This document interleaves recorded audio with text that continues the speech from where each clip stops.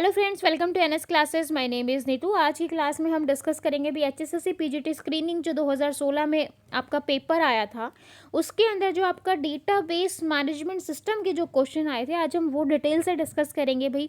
देखो 4 क्वेश्चन आए थे भाई 2016 के अंदर आपका डीबीएमएस में से, तो आप समझ सकते हो डेटाबेस मैनेजमेंट सिस्टम जो है आपका काफ़ी इंपॉर्टेंट जो है रोल प्ले करेगा आपके एग्ज़ाम को क्रैक करने में। ठीक है, तो चलिए जो है अपनी आज की क्लास जो है स्टार्ट करते हैं।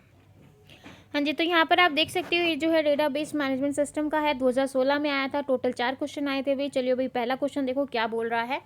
फर्स्ट क्वेश्चन आया था, काफ़ी इंपॉर्टेंट है। The number of tuples in a relation, कि कितने नंबर ऑफ टप्पल होंगे एक रिलेशन के अंदर, is called dash while the number of attribute in a relation is called. ठीक है, तो देखो जो आपका डेटाबेस मैनेजमेंट सिस्टम होता है ना, डेटाबेस मैनेजमेंट सिस्टम में रिलेशन पर काम करता है। किस पर काम करता है? रिलेशन।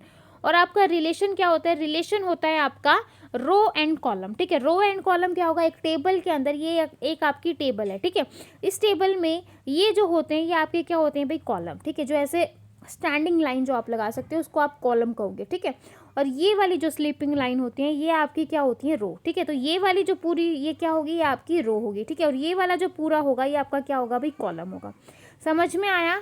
जो आपका डेटाबेस मैनेजमेंट सिस्टम है वो रिलेशन पर काम करता है, और जो रिलेशन होती है वो आपकी एक टेबल होती है जिसके अंदर, और टेबल में आपके क्या होते हैं? टेबल में आपके रो और कॉलम होते हैं। ठीक है, अब बोल रहा है द नंबर ऑफ टप्पल, तो रो को आपके जो है टप्पल भी बोल सकते हो। रो को आप क्या बोल सकते हो भाई? रो हो।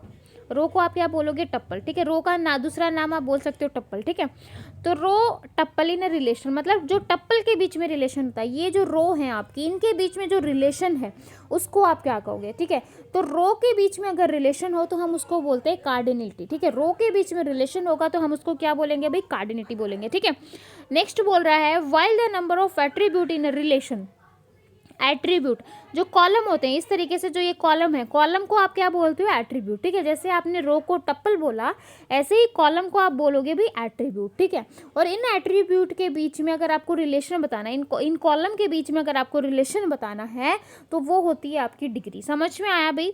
अगर बोले कि रो के बीच में रिलेशन बताओ तो वो आपका कार्डिनलिटी होगी। अगर बोले कॉलम के बीच में रिलेशन बताओ तो वो आपका तो वो आपकी डिग्री होगी। ठीक है, क्लियर है? एट्रीब्यूट के बीच में रिलेशन दैट इज डिग्री, और आपका जो है टप्पल्स के बीच में रिलेशन दैट इज कार्डिनरी। तो यहाँ पर आपका ऑप्शन आ जाएगा बी ऑप्शन जो है बिल्कुल सही होगा।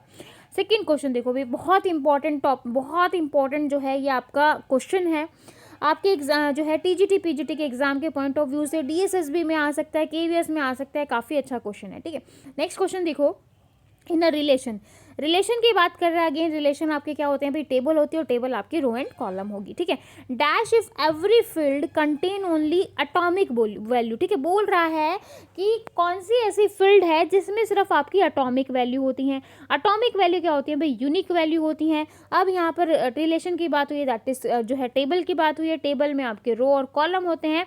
बोल रहा है एक कॉलम के अंदर, एक रो के अंदर पर्टिकुलर ए की वैल्यू होगी। जैसे यहाँ पर ए है, यहाँ पर बी है, यहाँ पर सी है, यहाँ पर हम सी और डी नहीं लगा सकते। समझ में आया? मतलब ये एटॉमिक नहीं रहेगा, ये आपकी कौन सी वैल्यू हो जाएंगी? कंपोजिट। ठीक है, बोल रहा है एटॉमिक वैल्यू हो क्या, कैसे?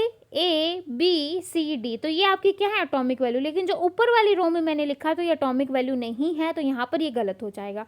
बोल रहा है ऐसा कौन सा रिलेशन है जहाँ पर आपकी क्या होती है भाई? एटॉमिक वैल्यू होती है। फर्स्ट नॉर्मल फॉर्म होगी, सेकेंड नॉर्मल फॉर्म होगी, थर्ड नॉर्मल फॉर्म होगी, या BCNF होगी। ठीक है, बहुत ज़्यादा डिटेल से, बहुत क्रिस्प वे में मैंने जो है इसके ऊपर वीडियो बनाई हुई है नॉर्मलाइजेशन के ऊपर। आप बिल्कुल जो है चैनल पे जाके उसको चेकआउट करो भाई। ठीक है, 40 डेज क्रैश कोर्स के अंदर आपको मिल जाएगी।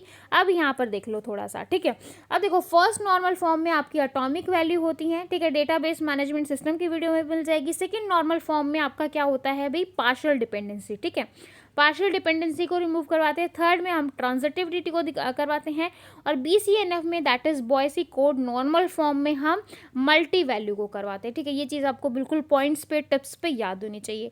तो यहाँ पर आपका एटॉमिक वैल्यू की बात कर रहा है, तो यहाँ पर आपका आंसर हो जाएगा भाई फर्स्ट नॉर्मल फॉर्म। समझ में आया भाई? क्लियर है?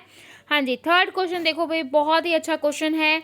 डीबीएमएस में से जो है नॉर्मलाइजेशन में से क्वेश्चन ना आए ऐसा नहीं हो सकता, आपके रो और कॉलम में से क्वेश्चन ना आए ऐसा नहीं हो सकता, और आपका जो है की में से क्वेश्चन ना आए ऐसा भी नहीं हो सकता, ठीक है। अब नेक्स्ट क्वेश्चन है आपका कीज़ के ऊपर। कीज़ क्या होती हैं भाई? की जो होती हैं किसी भी डेटा को यूनिकली आइडेंटिफाई करती हैं, ठीक है। समझ में आया की डेफिनेशन। अब देखो क्वेश्चन में क्या बोल रहा है। क्वेश्चन में बोल रहा है attribute of one table matching the primary की ऑफ अनदर टेबल। देखो बोल रहा है ऐसा कौन सा एट्रीब्यूट है जिसमें एक टेबल में हम प्राइमरी की को और दूसरी टेबल में हम किसको करते हैं, ठीक है। तो पहली जो टेबल होती है जहां पर रिलेशन की बात आ जाती है, एक टेबल से दूसरी टेबल की बात आ जाती है, तो वहां पर कंसेप्ट आएगा अभी फॉरेन की का, ठीक है। किसका कंसेप्ट आएगा? फॉरेन की का। तो यहाँ पर आपका आंसर हो जाएगा भाई ए ऑप्शन बिल्कुल सही है, ठीक है। नेक्स्ट क्वेश्चन देखो भाई। हाँ जी, लास्ट क्वेश्चन है आपका fourth question. Data dictionary is a special file that contain. Data dictionary जो होती हैं उसमें स्पेशल फाइल कंटेन होती है। कौन कौन सी होती है भाई? Name of all field in all file, data type of all fields in all file, width of all field in all file, ठीक है। तो सब कुछ होता है भाई आपका डेटा डिक्शनरी के अंदर। ए ऑप्शन भी सही है, बी भी सही है, सी भी सही है, तो यहाँ पर आपका डी ऑप्शन जो है बिल्कुल सही हो जाएगा। ऑल ऑफ दीज यानी कि तीनों ऑप्शन आपके सही हैं, ठीक है। तो यही 4 क्वेश्चन आए थे भाई आपके डेटाबेस मैनेजमेंट सिस्टम के पीजीटी स्क्रीनिंग 2016 के पेपर में, ठीक है। और ये हमने पूरा डिटेल से मैंने आपको डिस्कस करवाए हैं भाई।